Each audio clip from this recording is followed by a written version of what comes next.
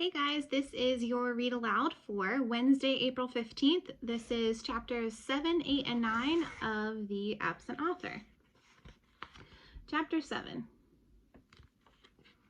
Dink, Josh, and Ruth Rose left Mavis at Ellie's diner, then headed for Dink's house.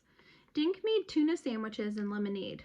Ruth Rose brought a bag of potato chips and some raisin cookies from her house next door. They ate at the picnic table in Dink's backyard. Dink took a bite of his sandwich. After he swallowed, he said, "Let's go over what we know." He moved his lemonade glass to the middle of the table. "My glass is the airport," he said. "We know Wallace landed." "How do we know he did?" Josh asked. "The airport told me the plane landed, Josh." "And Maureen Higgins said she picked him up," Ruth Rose added. "Okay, so your glass is the airport," Josh said. "Keep going, Dink." Dink slid his sandwich plate over next to his glass. "My plate is Maureen's taxi." He put a cookie on the plate. "The cookie is Wallace getting into the taxi." Dink slid the plate over to the opened potato chip bag. "This bag is the hotel." He walked the Wallace cookie from the plate into the bag. Dink looked at Josh and Ruth Rose. But what happened to Wallace after he walked into the lobby?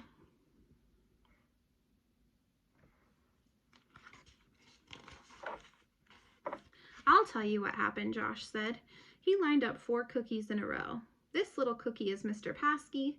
These 3 are Maureen, Mr. Linkletter, and Olivia Nougat."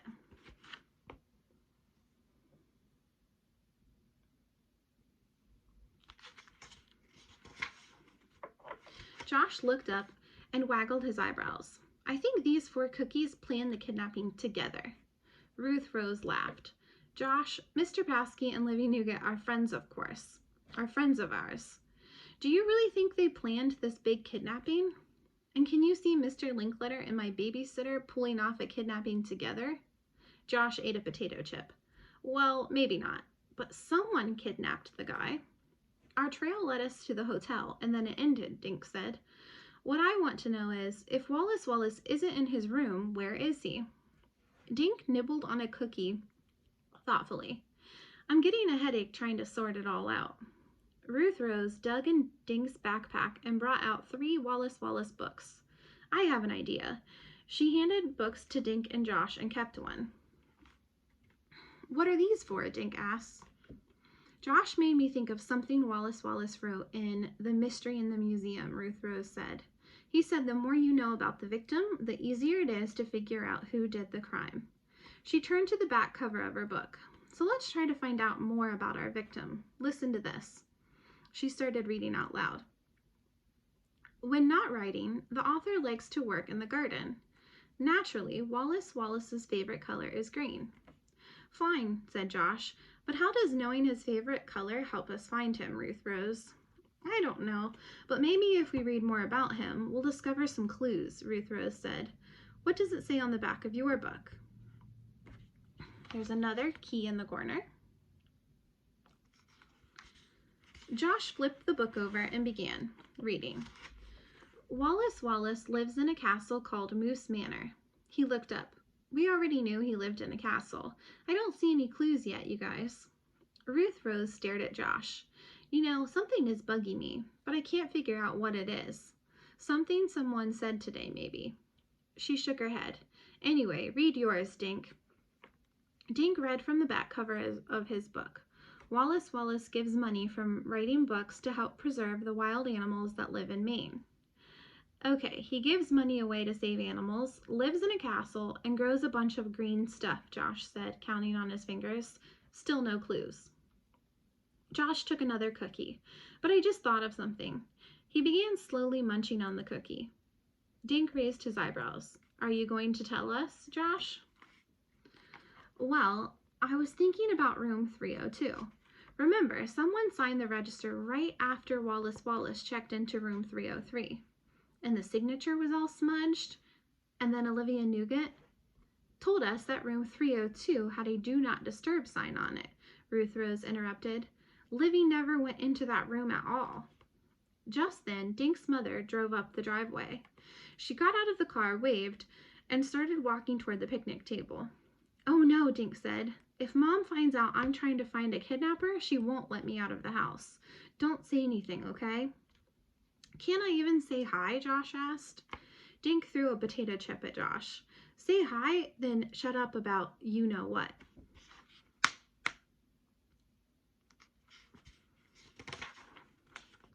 "Hi, Mrs. Duncan," Josh said, sliding a look at Dink. "Hi, kids. How was the book signing? Tell me all about Wallace Wallace, Dink. Is he as wonderful as you expected?" Dink stared at his mother. He didn't want to lie, but if he told her the truth, she wouldn't let him keep looking for Wallace Wallace. And Dink had a sudden feeling that they were very close to finding him. "We can't stop now," he thought. He looked at his mother and grinned stupidly. "Dink, honey, why is your mouth open?" He closed his mouth. "Think, Dink," he ordered himself. Suddenly, Josh knocked over his lemonade glass. The sticky, cold liquid spilled into Dink's lap.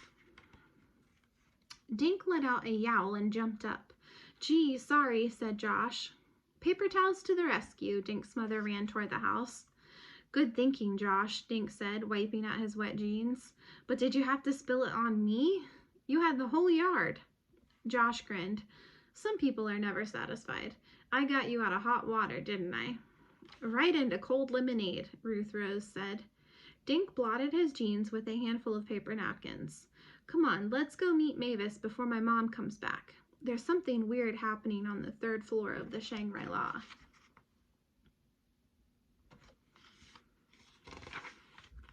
Chapter 8.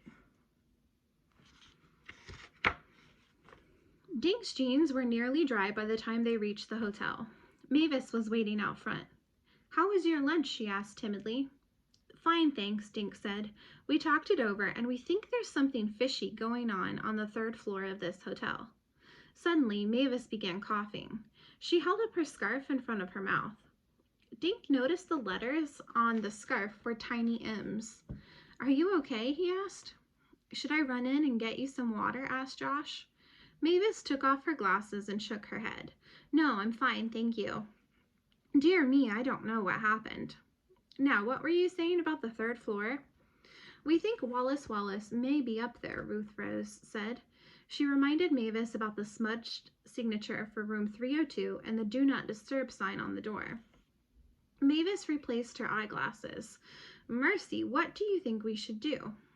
"Follow me," Dink said. For the second time, they all trooped into the hotel lobby. Mr. Linkletter watched them from behind the counter. Another key that says Shangri-La Hotel. "Hi," Dink said. "Remember us?" "Vividly," Mr. Linkletter said. "Wallace Wallace checked into room 303, right?" "That is correct," said Mr. Linkletter. "Well, we talked to the maid who cleaned that room," Dink went on. "She told us no one slept in it." "You spoke to Olivia Newgate? When? How?" "We have our ways," Josh said. So Dink went on. "We think Wallace Wallace disappeared right here in this hotel." "And Wallace Wallace is a very famous writer," Ruth Rose reminded Mr. Linkletter. "Millions of kids are waiting to read his next book," she added sweetly. Mr. Linkletter's sad eyes grew large. He swallowed and his Adam's apple bobbed up and down. He rubbed his forehead as though he had a headache. Then Dink told Mr. Linkletter about room 302. Miss Newgate said there was a Do Not Disturb sign on the door. Ruth Rose pointed to the register. "See, the signature is all smudged." "We think the kidnappers are hiding Wallace Wallace in that room," Josh said. At the word kidnappers, Mr. Linkletter closed his eyes. He opened a drawer, took out a bottle of headache pills, and put one on his tongue. "Just to be on the safe side, perhaps we should check both rooms, Mr. Linkletter," Mavis said quietly. "It'll just take a minute," Dink said. Mr. Linkletter let out a big sigh. "Very well, but this is the most unusual. Things run very smoothly at the Shangri-La."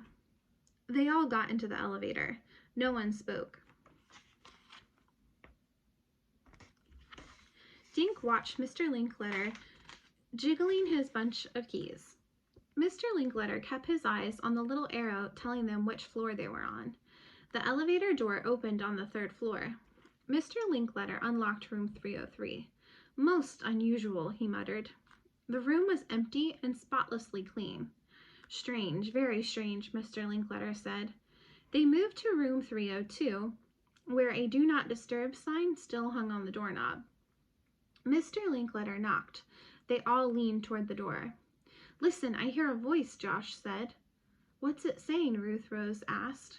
Then they all heard it. The voice was muffled, but it was definitely yelling, "Help!"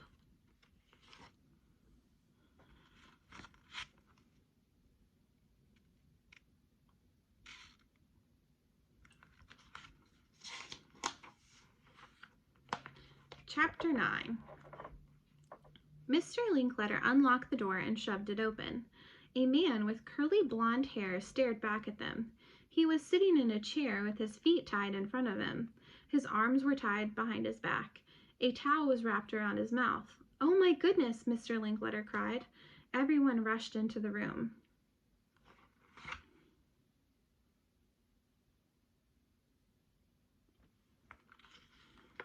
Dink ran behind the chair to untie the man's hands while Josh untied his feet. Mavis unwrapped the towel from around his face. "Thank goodness you got here," the man said. "I'm Wallace Wallace.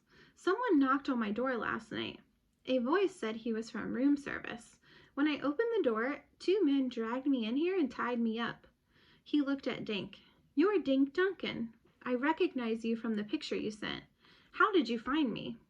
"We followed your itinerary," Dink said. He showed Mr. Wallace the sheet of paper.